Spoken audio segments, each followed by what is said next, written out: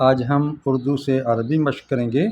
اصل میں اردو سے عربی مشق کرنے سے پتہ چلتا ہے کہ ہم قواعد کو کس طرح جان چکے ہیں۔ یہ تقریباً آخری مشق ہے۔ آئیے اس کو کرنے کی کوشش کرتے ہیں۔ آپ کو اگر ویڈیو پسند آئے تو لائک اور شیئر کیجئے، نئے ہیں تو چینل کو سبسکرائب کیجئے۔ آج کا پہلا جملہ ہے، ہمارے والد نے ڈاکٹر کو بلایا۔ پہلے آ جائے گا بلایا، کیونکہ عربی میں فعل پہلے آتا ہے۔ دعا، بلایا، اس کے بعد فاعل آئے گا ہمارے والد نے، والدنا، کیونکہ یہ فاعل ہے تو اس پر پیش آئے گی دعا والدنا۔ کس کو بلایا؟ ڈاکٹر کو، تو یہ مفعول بعد میں آ جائے گا الطبیب، اور مفعول کے اوپر ہم زبر دیں گے۔ دوسرا جملہ ہے، اللہ نے ہمیں ہدایت دی۔ تو پہلے ہم ہدایت کا ترجمہ کریں گے فعل کا، ہدا، ہدا، اور ہمیں ضمیر آ رہا ہے مفعول۔ جب مفعول ضمیر کی شکل میں آئے تو اس کو فعل کے ساتھ ملا دیتے ہیں، بن گیا ہدانا۔ اس کے بعد ہم فاعل کو لگائیں گے اللہ، ہدانا اللہ، اللہ نے ہمیں ہدایت دی۔ تیسرا جملہ ہے، میں تیرے والد کو تیری شکایت کروں گا۔ پہلے ہم فعل کو لائیں گے، عربی جملے میں فعل پہلے آتا ہے، اور اس کے ساتھ ہی فاعل آ جائے گا، چونکہ یہ متکلم کا صیغہ ہے، آ جائے گا اشکو، میں شکایت کروں گا۔ شکاوا ہوتا ہے نا شکایت کرنا، تو وہ کنارے پہ ہونے کی وجہ سے ساکن ہو جائے گی۔ میں شکایت کروں گا۔ کس کی شکایت کروں گا؟ تیری، اور تیری کے لیے یہ مفعول ضمیر کی شکل میں آ جائے گا، اس کے ساتھ جڑ جائے گا تیرے والد کو، الی ابی کا، الی ابی کا۔ چوتھا جملہ ہے، تم امتحان میں کامیاب نہ ہوئے تو روئے۔ یہاں سب سے پہلے ہم فعل لگائیں گے، تم کامیاب نہ ہوئے، یہ نفی ہے، تو مضارع کو ہم نفی کریں گے لم لگا کے، تو یہ ماضی میں چلا جائے گا۔ لم تنجح، تم امتحان میں کامیاب نہیں ہوئے، اور اگر اس کو ہم جمع مانیں تو پھر آ جائے گا لم تنجحو، تم کامیاب نہیں ہوئے۔ نجح ینجح ہوتا ہے کامیاب ہونا، یہ فعل صحیح ہے۔ فی الامتحانی، امتحان میں،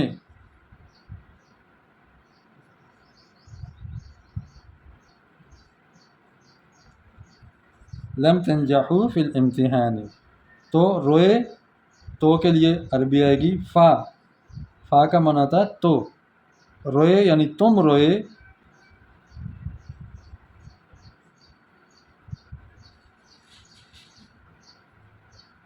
فا بکیتم، بکا یبکی ہوتا ہے رونا، فا بکیتم، تو تم رو پڑے یا تم روئے۔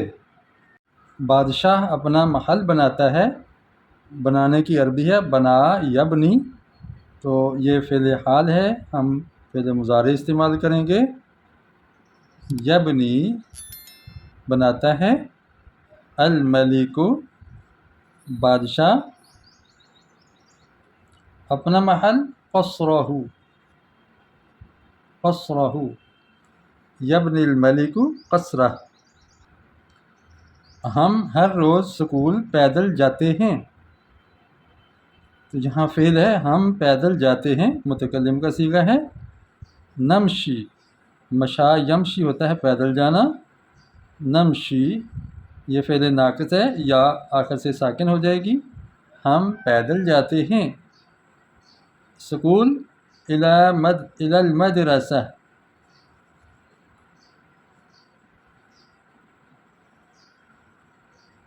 الی المدرسۃ، اسکول کی طرف۔ ہر روز، کل یوم، کل یوم، ہر روز۔ نمشی الی المدرسۃ کل یوم، میں اللہ سے دعا کرتا ہوں کہ مجھے علم عطا کرے۔ پہلے ہم فعل لائیں گے، میں دعا کرتا ہوں، تو متکلم کا صیغہ مضارع کا آئے گا ادعو، میں دعا کرتا ہوں، یہ واو ساکن ہو جائے گی فعل ناقص کی۔ کس کو پکارتا ہوں؟ اللہ، اللہ کو، تو یہ مفعول ہوگا، اس پر زبر دیں گے ادعو اللہ، میں اللہ سے دعا کرتا ہوں کہ کی عربی آ جائے گی ان، عطا کرے، یعطی وہ عطا کرے، مجھے کے لیے پھر کیا آئے گا؟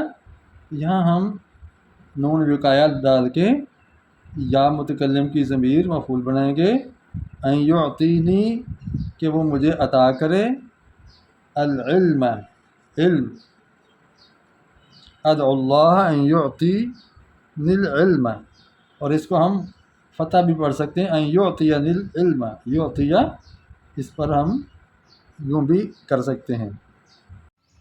کیا تم اس کنجوس آدمی سے خیر کی امید کرتی ہو؟ یہ جملہ استفہامیہ ہے، ہم سب سے پہلے حمزہ استفہام لگائیں گے، آ کا معنی ہوتا ہے کیا تم امید کرتی ہو؟ ترجونا یہ مذکر اور مؤنث میں ایک جیسے صیغہ آتا ہے، ہم یہاں جمع مؤنث حاضر کا صیغہ لے رہے ہیں۔ ہل ترجونا کیا تم امید کرتی ہو خیر کی، الخیرہ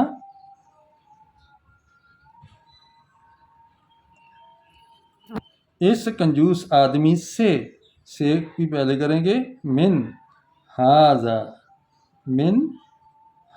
الرجل